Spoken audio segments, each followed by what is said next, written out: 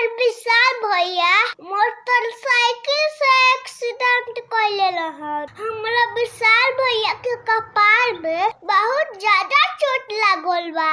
अगर ऊ हेलमेट पहनले रही त उनका कपार में चोट ना लागल रही।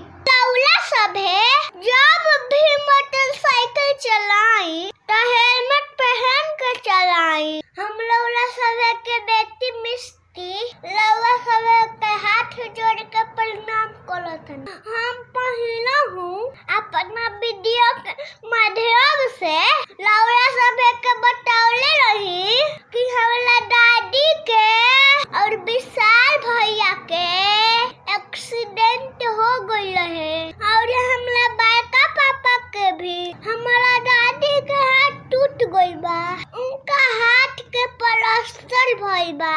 हमरा विशाल भैया के कपार में बहुत ज्यादा चोट लागल बा, उनका ब्रेन के सर्जरी भइल बा। आज लगभग 15 दिन हो गइल। विशाल भैया अभी भी बेड पर ही बारे।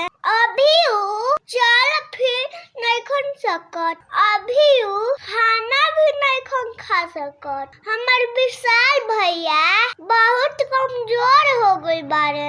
हमर विशाल भैया मोटरसाइकिल से एक्सीडेंट कइले रहन। अगर ऊ हेलमेट पहनले रही त उनका कपार में चोट ना